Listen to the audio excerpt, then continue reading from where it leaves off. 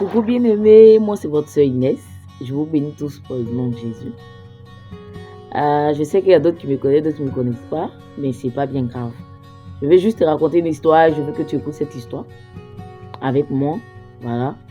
C'est une histoire vraiment géniale, vraiment agréable à entendre parce que moi, quand j'ai entendu, j'étais vraiment heureuse d'entendre que certaines personnes qui suivent Christ à une dimension de foi qu'on ne peut pas comprendre. Et c'est agréable aussi d'entendre ces histoires-là pour nous emmener aussi à grandir dans la foi, bien aimé. Je raconte l'histoire. L'histoire, c'est quoi? C'est un couple pastoral qui a un petit garçon. Du coup, chaque dimanche, le pasteur va prêcher avec sa femme et avec son enfant au temple. Donc, du coup, un dimanche arriva où Dieu va les éprouver afin de voir à quel niveau il confie Dieu. Le dimanche arriva le matin, la mère se rend dans la chambre de l'enfant pour récupérer l'enfant, pour le préparer pour aller au temple. Ils vont à l'église. Lorsqu'elle arrive dans la chambre de l'enfant, elle se rend compte que l'enfant a rendu l'âme. Vraiment. Elle se rend compte que l'enfant a rendu l'âme. Qu'est-ce qu'elle fait? Elle se met à crier comme toute autre femme. Elle se met à crier, à pleurer. Naturellement, c'est normal. Et lorsqu'elle crie, elle pleure, son mari entend, il vient dans la chambre. Lorsqu'il arrive dans la chambre, il se rend compte que sa femme est en train de pleurer sur le corps de l'enfant. Et il regarde l'enfant, il se rend compte que l'enfant a vraiment rendu l'âme. Et il comprend pourquoi sa femme a crié, pourquoi elle pleure. Qu'est-ce qu'il fait? Comme tout homme, peut-être, dira que mais non, Seigneur, pourquoi tu as pris mon enfant? Seigneur, il va se mettre aussi à pleurer avec sa femme, peut-être. Il va essayer de trouver une solution. Il va essayer de faire quelque chose. Mais le monsieur ne parle pas. Il regarde sa femme. Il dit, chérie, fais coucher l'enfant. Et lève ton pas avec lui. Elle dit, non, je ne bouge pas. Mon enfant est mort, puis tu me dis de partir à l'église avec toi. Mon enfant est mort, et tu me dis d'aller servir Dieu. Dieu a pris mon enfant, tu me dis d'aller servir Dieu. Il dit, tais-toi. Dépose l'enfant, on part à l'église. Après le culte, on viendra à la maison et on fera les obsèques de l'enfant. Viens, on part à l'église. Sa femme veut répondre. Elle veut répliquer. Son mari lui dit non. Viens, on part. Dieu d'abord. Bien aimé, mais c'est trop agréable à entendre. Regarde, si tu as un homme qui a cette dimension de foi, bien aimé, ton paradis est assuré. Pour le père dit à sa femme, suivons. On part à l'église d'abord. Après le culte, le pasteur commence à prêcher ce jour-là. Il y avait plein de personnes qui ont été invitées. Donc, du coup, il se met à prêcher.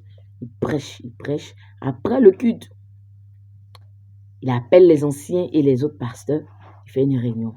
À la réunion, il lui dit, j'ai une nouvelle à vous annoncer qui n'est pas agréable. Ce matin, en venant à l'église, avant de venir, j'ai perdu mon fils.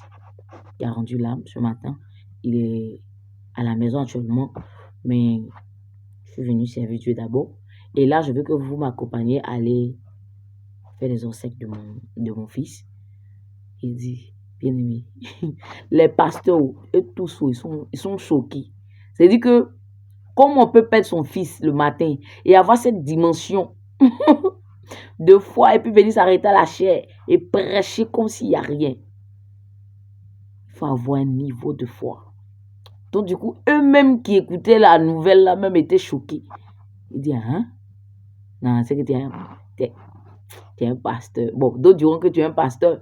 Sinon, on dira, normalement, tu peux dire que vraiment, tu as une grande foi. Bien aimé, ils se sont retrouvés à la maison avec la... Arrivé à la maison, une grande surprise. Bien aimé, il rentre dans la cour de la maison, l'enfant de jouer avec le ballon. Il est en train de jouer au ballon. Et lorsqu'il voit sa mère rentrer en train de pleurer, il dit, maman, tu m'as laissé pour partir à l'église. Bien aimé, un miracle. Un miracle s'est produit parce qu'il a manifesté une dimension de foi. Est-ce que si c'était toi, tu feras comme lui? Question. Est-ce que si c'était toi, tu feras comme lui? Si c'était d'autres personnes, peut-être ne pourront pas manifester cette foi-là.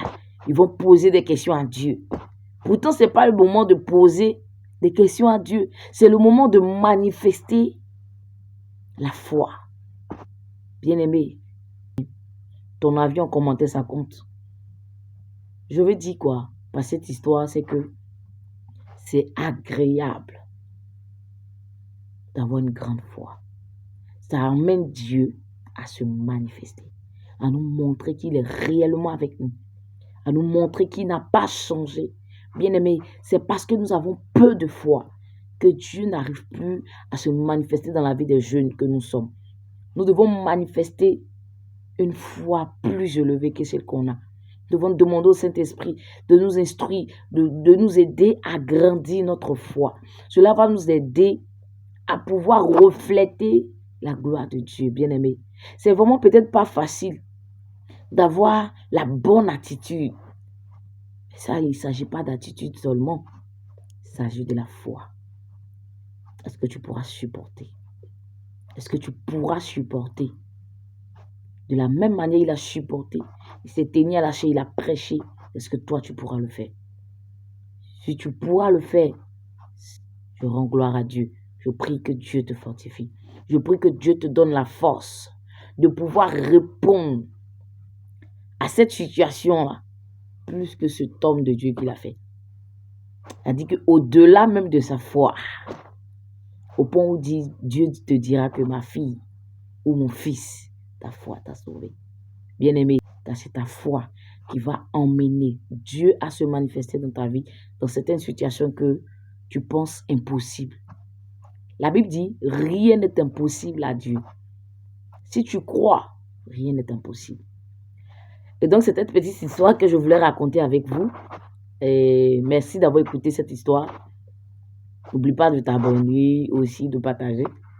Voilà, je veux juste partager certaines histoires que je reçois ou soit que j'apprends d'autres. Ça nous aide à pouvoir nous fortifier les uns les autres. Donc, que Dieu te bénisse et que la grâce soit avec vous. Merci.